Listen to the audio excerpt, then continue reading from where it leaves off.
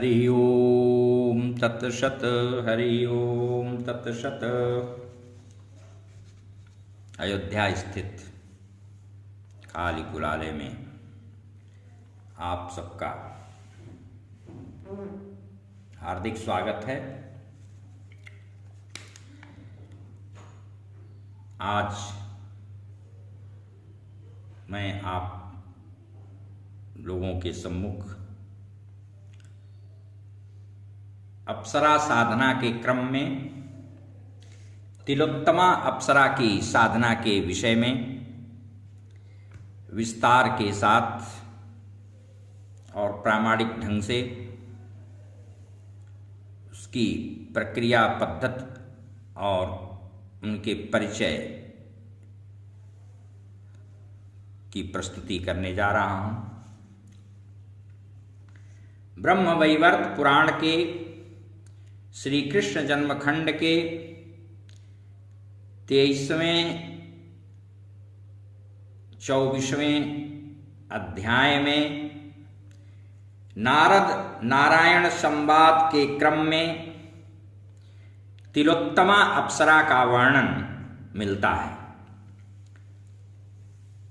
तिलोत्तमा को अतिरूपवती अप्सराओं में श्रेष्ठ और भांति भांति के वेश धारण करने वाली, चारु चंपा के समान रूप रंग गंध वाली, रत्नों के भूषणों से भूषित, नवीन यौवन से युक्त बताया गया है, कहा गया है।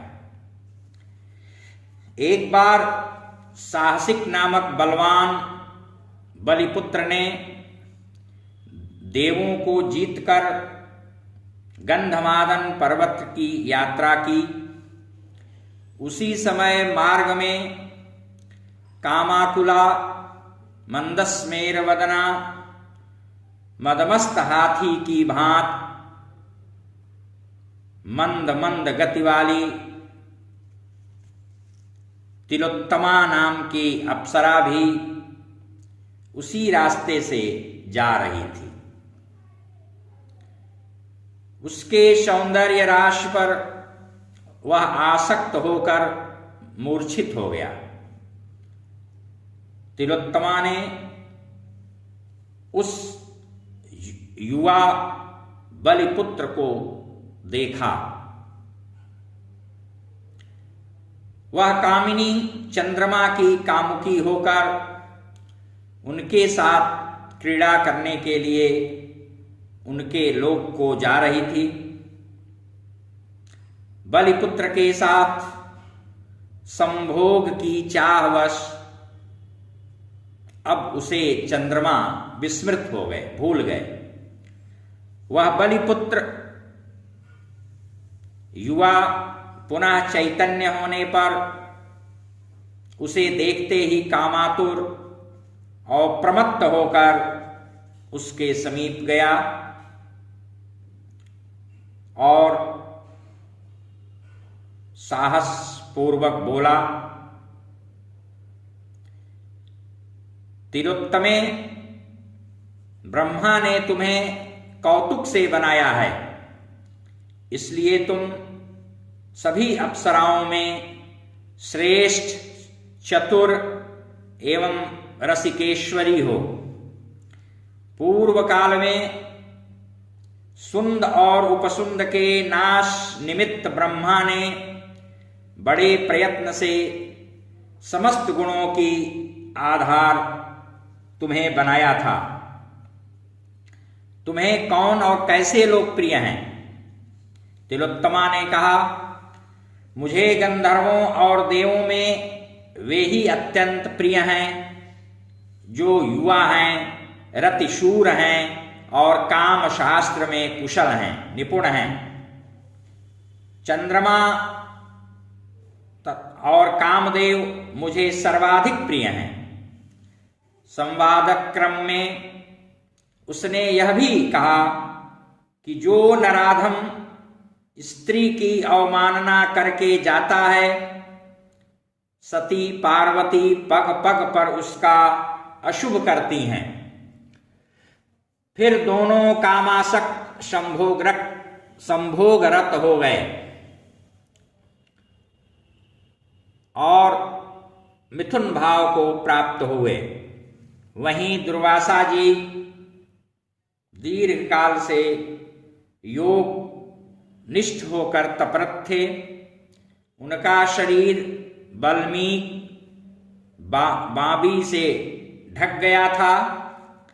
युगनद्ध दोनों के कामातुर संवाद से उनका ध्यान भंग हो गया और क्रोधाकुल होकर उन्होंने दोनों को शाप दे दिया। तिलोत्तमा के बहुत अनुनय विनय करने पर करुणा कलित होकर उन्होंने कहा कि तिलोत्तमे, तू भारत में बाणासुर की पुत्री उषा होकर जन्म ग्रहण करेगी और वहां श्री कृष्ण के पौत्र अनिरुद्ध के संयोग से पुनः पवित्र हो जाएगी। कालांतर में तिलोत्तमा अप्सरा बाणपुत्री उषा होकर अनिरुद्ध की पत्नी हुई।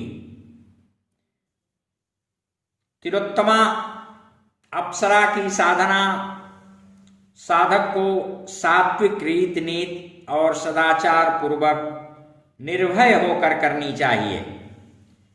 यदि नियम से समयबद्ध होकर ब्रह्मचर्य पालन करते हुए किया जाए तो 1 सप्ताह से 3 माह के भीतर तिलोत्तमा प्रकट हो सकती है।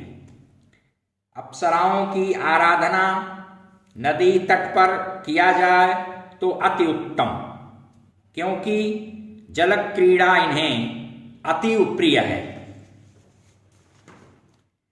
1 सप्ताह तक पयाहार करते हुए प्रतिदिन 1 अयुत अर्थात 10,000 मंत्र का जप करना चाहिए। 7वें दिन चंदन का मंडल बनाकर विधिवत षोडशोपचार पूजन करें। मंडल का निर्माण किसी चौकी या पीढ़े पर श्वेत वस्त्र बिछाकर करें। अधिक मात्रा में चंदन घिस लें या चंदन के पाउडर से करें। उस पर अच्छा सुगंधित इत्र भी छिड़क दें। गुलाब के पुष्पों से अवश्य अर्चन करना चाहिए। जपेद युतमानंतु क्षीराशि सप्तवासरान् चंदनेन विधायाथ मंडले 7वें दिने संपूज्य शक्तितः शुक्लाष्टम्यां पर्वतमूर्धनि प्रजपेत सकलां रात्रिं समायाति निशाक्षये।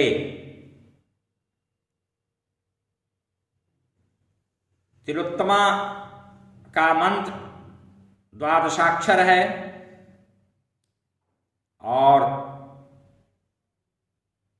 शुक्ल पक्ष की अष्टमी तिथि को पर्वत पर चढ़कर या नदी तट पर एक लट्ठा के आसपास किनारा छोड़ करके बैठें, वहां पर मंत्र का जप करें। स्वयं भी सुगंधित फूल माला इत्र शरीर में लगाए रहें। समस्त रात्रि जपरत रहने पर तिलोत्तमा अप्सरा का आगमन होता है और वह साधक की प्रिया भार्या बनकर उसका आलिंगन चुंबन करती है, पुनः राज्योचित सुख प्रदान करती है। तत्पश्चात साधक को स्वर्ग का दिव्य दर्शन भी कराती है। 1 सप्ताह में सिद्धि लाभ न होने पर निरंतर 3 माह तक करते रहना चाहिए और यदि संभव हो सके तो मौन व्रती होकर के करना चाहिए। आलिंगनम चुंबनम च तया सह कर्तव्यम तुष्णीम भावेन कामयेत् एवं सिद्धा भवति यमिच्छति कामं तम ददाति। इतना ही नहीं, पृष्ठमारोप्य स्वर्गमपि नयति पुनरपि राज्यम ददाति। लोकांतरण अर्थात यह शरीर त्यागने के पश्चात मृत्यु के उपरांत वह साधक पुनः राजकुल में जन्म लेकर अपार सुख भोगता है, सुसमृद्ध रहता है। मृते राजकुले जन्म प्रयच्छति तिलोत्तमा। इस प्रकार लिखा है कि संपूज्य शक्तितः शुक्लाष्टम्याम पर्वत मूर्धनि, पर्वत के शिखर पर आप विधिवत उनकी पूजा करें पूरी रात्रि। तो रात्रि के अंतिम प्रहर में वह साधक के पास समायाति निशाक्षये आकर उपस्थित होती हैं और उसकी वशीभूत हो जाती हैं। और जब जब साधक जो जो चाहता है कहता है, यथेष्ट अभिलषित उसकी कामनाओं की पूर्ति करती हैं। अपार वैभव, नैरोग्य, यश, सुख, संपदा सब प्रदान करती हैं। इस प्रकार यह तिलोत्तमा अप्सरा की साधना का विधान रहा, जिसे मैंने आपसे साझा किया। हरि ओम तत्सत, हरि ओम तत्सत।